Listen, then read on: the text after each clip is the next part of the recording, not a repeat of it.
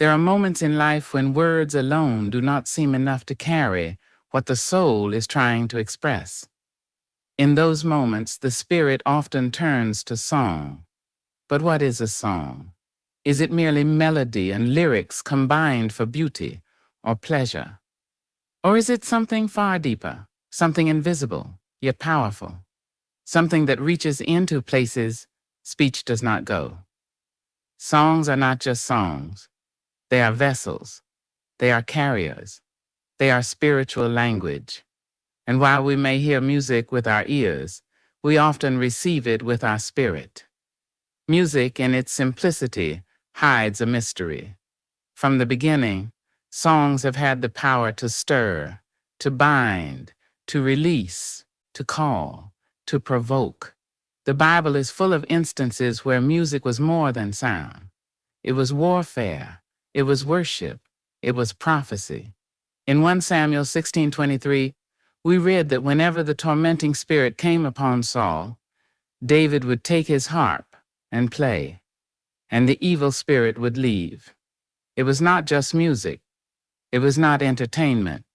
It was deliverance. This shows something critical. The atmosphere created by music is not neutral. Music carries presence. It builds thrones. It builds altars. When music is played, a realm responds.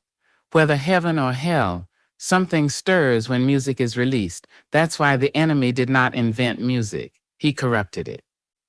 Lucifer, before his fall, was not just another angel. Ezekiel 28:13 describes him as having instruments built within him. Pipes and timbrels were part of his being. Music was his identity. Worship was his function. He understood, more than most, the spiritual technology of sound. So when he rebelled, he did not abandon music. He took it with him. And ever since, he has used that gift, twisted it, perverted it, not to glorify God, but to seduce creation. Songs, when repeated, begin to take the form of a chant. A chant becomes a mantra. A mantra becomes a portal. What enters through that portal depends on who is behind the sound. Many modern songs today are not just music. They are incantations. They are spiritual codes. They come dressed in rhythm, but carry messages deeper than the mind can catch. Some lyrics are laced with rebellion, pride, lust, death, and self-worship.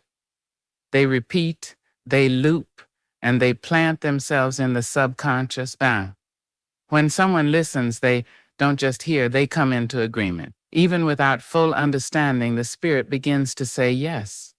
That is why Proverbs 4:23 tells us to guard our hearts with all diligence, for out of it flows the issues of life. When we allow ungodly music to flow into our ears unchecked, we are not just being careless, we are opening gates. The kingdom of darkness understands this well.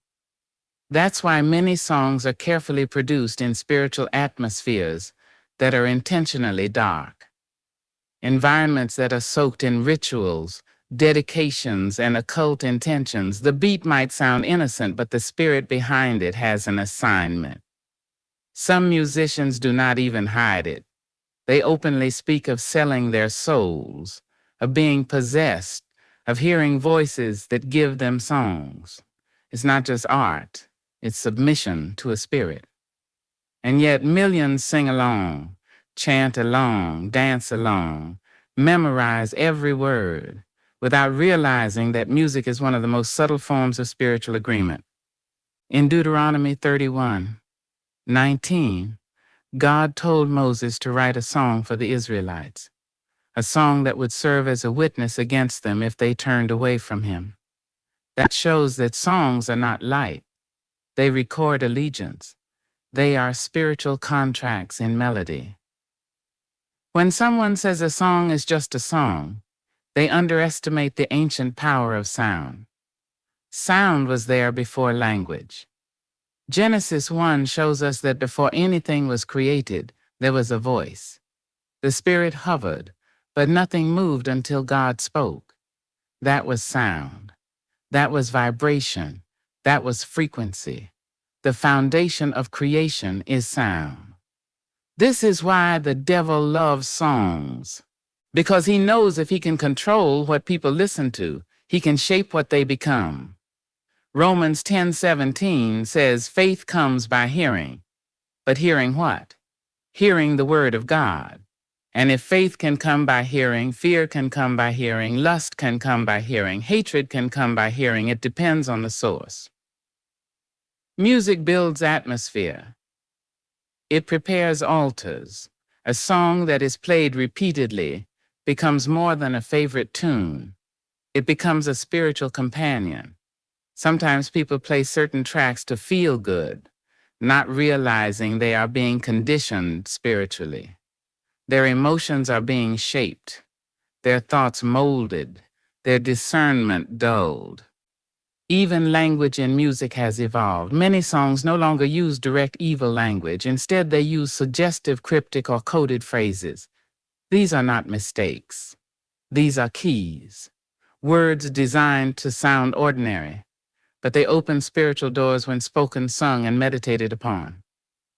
There are people who find themselves tormented by spirits after prolonged exposure to certain songs. Some experience sudden mood shifts, disturbing dreams, aggressive temptations, and obsessive thoughts. They wonder what changed, not realizing that a song became their entry point. A song became a string tied to a spirit, and that spirit is not leaving because it has been invited through agreement, through repetition, through desire. This is not about judging genres, it's about discerning spirit. Not every gospel-sounding song is godly. Not every soft tune is safe. The discernment must come from the Spirit of God. That's why Colossians 3:16 says, "Let the word of Christ dwell in you richly." Singing psalms and hymns and spiritual songs. That's the prescription. Songs that carry the word. Songs that carry Christ. Songs that are spiritual. But there is something else we must understand, how songs become mantras, especially in cultures. In many traditions, music is used to honor gods, to summon ancestors, to open realms, and people sing without question, not knowing that the melodies are invocations. From childhood, some are trained to chant songs that are part of family rituals. The tune is catchy, but the spirit is binding. It becomes part of memory, part of rhythm, part of identity.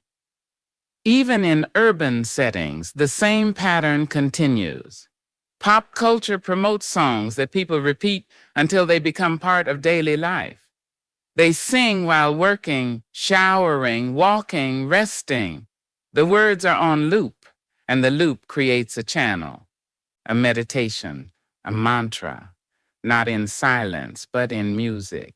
And the more the song is played, the stronger the imprint on the soul.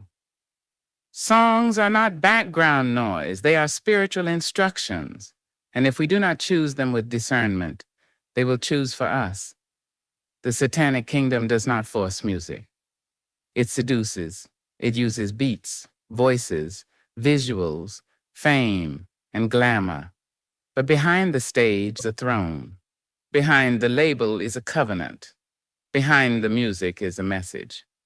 That is why some songs trigger deep spiritual reactions. Some bring tears. Some stir anger. Some open wounds. Some unlock cravings. Music bypasses intellect and goes straight to the heart. That is why God uses it. That is why the enemy uses it. So what about songs? They are not just songs. They are journeys. They are ladders. They are mirrors. They are spirits looking for agreement. And the question is not whether a song sounds good. The real question is, who sent it? And where is it taking you? There is a mystery in how easily a song can remain inside a person long after it stops playing. You might forget the voice that spoke to you this morning, but a song you heard years ago can still replay clearly, word for word. That's not coincidence, that is design. Music is crafted to sink deeper than memory. It embeds in the spirit. The satanic kingdom knows this and has mastered how to embed doctrines through repetition. Not loud preaching, just quiet, catchy chants, soft rebellion in a tune, sin in harmony. Some call them anthems of a generation, but many of these anthems are spiritual traps. Consider how the young absorb songs faster than any message. They sing what they do not understand. They chant what they've not discerned. They internalize moods and philosophies wrapped in melody. The enemy does not need to possess them directly. He just needs their agreement. And agreement often comes through the songs they don't question. We can understand how music becomes a spiritual tool. Sound is the first layer. The beat, the voice, the tone, it enters gently. Even without lyrics, a dark rhythm can influence the soul. Emotion follows. A song makes you feel something. It can lift or sink your heart. That emotional gate is where most let down their guard. Thought is stirred next. As emotion settles, the lyrics begin to shape ideas. Some songs are philosophical sermons disguised in rhyme. Time gives power to the process. The more a song is played, the stronger its root. Object refers to what is associated with the song. Clothes, dances, settings, memories. Music is rarely consumed alone. Repetition is the method. The chant, the mantra, the looping line. Memory is the final bond. The song becomes part of you. It resurfaces without invitation.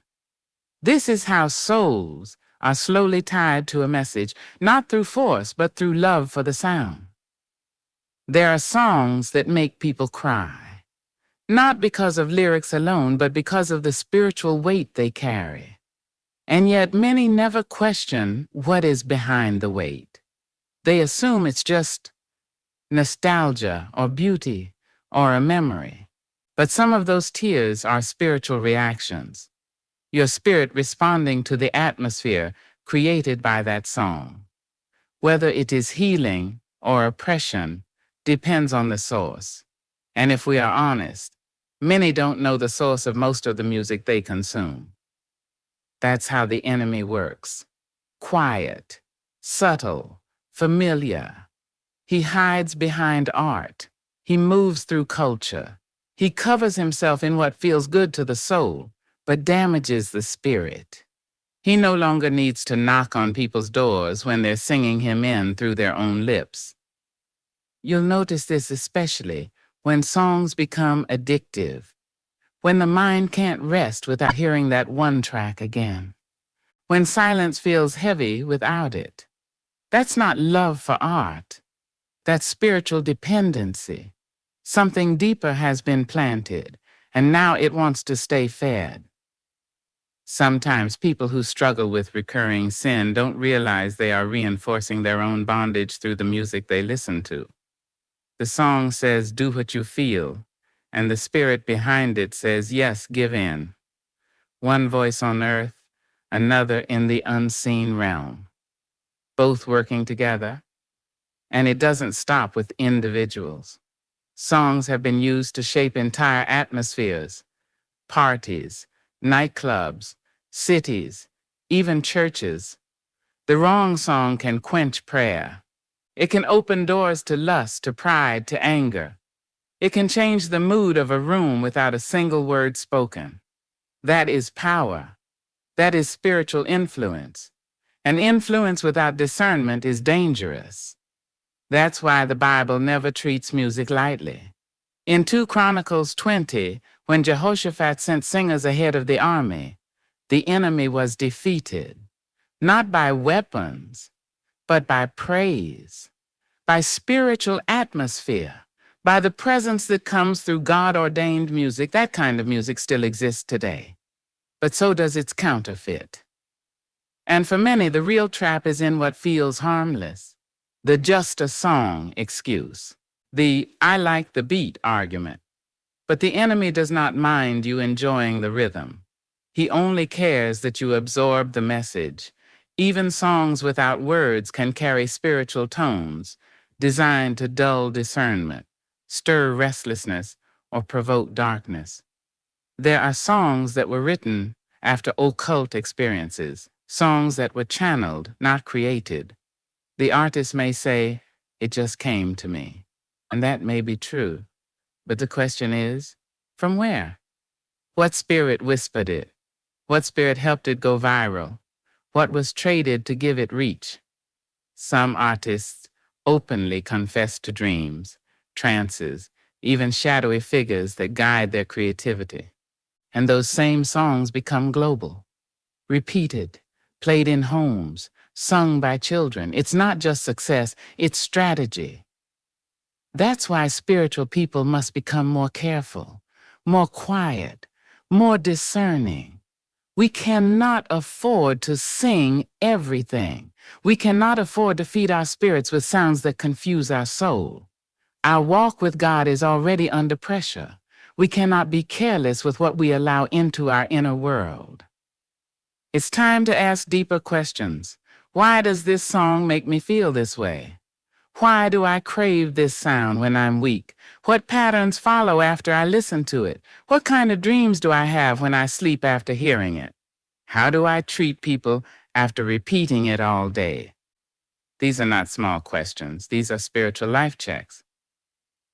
Songs are not just entertainment. They are spiritual devices. They can bless or bind, heal or haunt, uplift or manipulate. And while not every song is demonic, not every song is innocent either. That's where discernment comes in. Not everything labeled as art is safe. Not everything popular is clean. Not every sound is neutral. There is an altar behind every melody, some to the throne of God, others to the gates of darkness. And today the satanic kingdom no longer fights through fear alone. It sings.